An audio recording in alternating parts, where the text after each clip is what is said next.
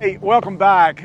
Sitting around you are people that have probably been through or are currently in business partnerships, right? In fact, some of y'all might be in partnerships with each other. If that's the case, you got about a 20% chance of that working, all right? Like literally 80% of business partnerships dissolve at some point. Let me give you just two very famous ones of those, all right? Eduardo Saverin and Mark Zuckerberg formed what we obviously know as Facebook. It was originally thefacebook.com, and if you've watched the movie The Social Network, it tracks that development, but also the growing frustration, conflict, and then the dissolving of their partnership. The Beatles, all right? In their heyday, greatest band, selling millions of records. But because of growing tension between them, not only musical differences, but business differences, they were the Beatles no more. Now, because of that, and because we know that partnerships enter you into something that's a little tenuous, we're a little hesitant to get into partnerships, and that's appropriate. But let me break something to you. If you've said yes to Jesus, you also happen to have said yes to a lot of the people that are sitting around the room with you right now. You entered into a partnership.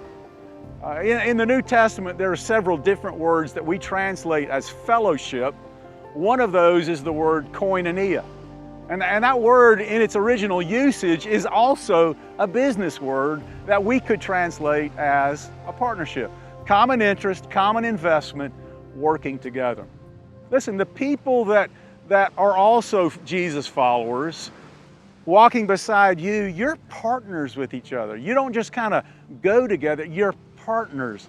So what I want to do just in a few moments is walk through a couple things that make business partnerships work, and then just make some obvious connections to how that translates for our relationships with fellow Jesus followers. One of the things that makes business partnerships work is a recognition and an agreement to a shared vision and goal. Let me just throw out to you what I think are some visions and goals that if I'm a Jesus follower, you're a Jesus follower, we need to do this together. One is this, that I just want to honor Jesus.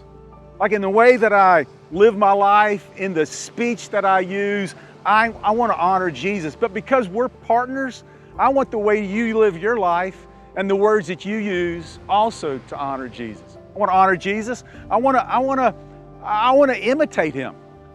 I want my life more and more and more to be lived more like Jesus. And there's lots of things in my life that I see that need to be more like Jesus. But honestly, there's things in my life that I don't see that because we're partners, you have every right to come next to me and say, listen, this is something that's a little out of line.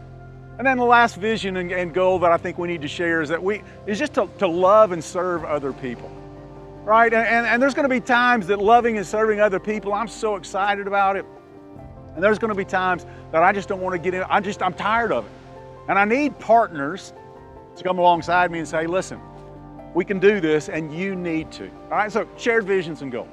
Let me give you another thing that makes business partnerships work, and that is open and clear communication.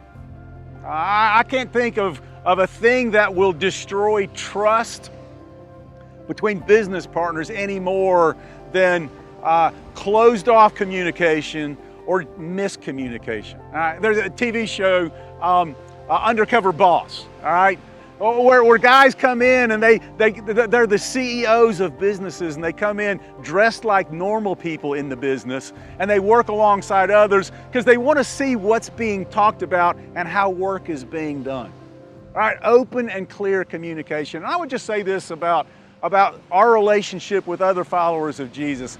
If it's important enough for me to talk about you to somebody else, it's important enough for me to forego that and just talk with the person that I have an issue with. All right? That's what partners do. We work with each other, not against each other. Here's another way that business partnerships work, and that is that we have an equal investment. Hey, listen, if I've got one business partner and I feel like I'm carrying all the weight, that is not a very successful equation. I think of one of the partnerships that we see the most, sports teams. And you see, man, if you've got an athletic team and you've got some parts of the team that feel like they're working so much harder than other parts of the team, man, that is an unhealthy locker room.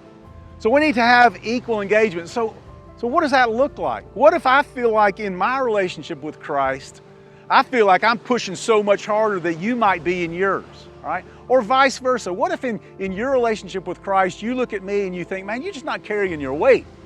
What do you do about that?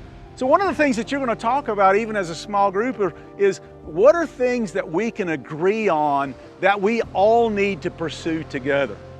You know, we use this word accountability, which basically says, hey, look, we're going to keep each other in check.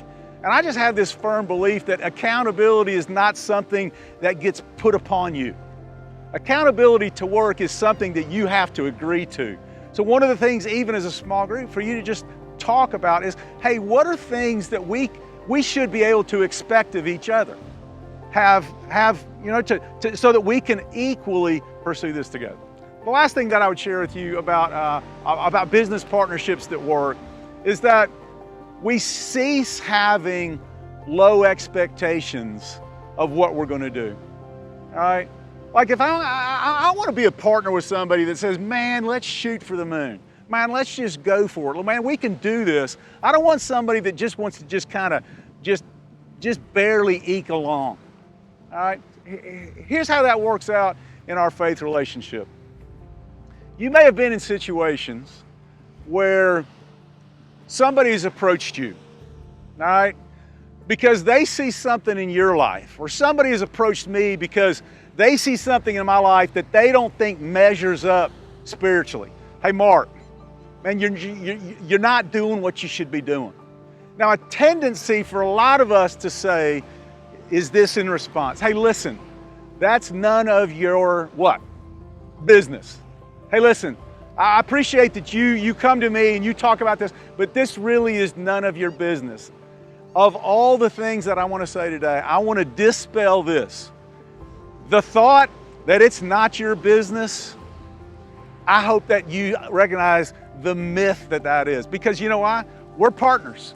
And because we're partners, that is my business. And it's your business. If you see things in me that you think, Mark, this doesn't measure up, it's your business to talk to me about my business, because it's not your business, my business, it's our business. All right? I want to just close with this thought. You know, a lot of times when we talk about faith, and if somebody asks you, hey, how's your faith going? We answer that question in the regards of how my faith is doing. And I would hope that as you think about faith and the development of faith, it's not just your faith, it's not just my faith. How's our faith doing? Because listen, we're partners, all right? God bless.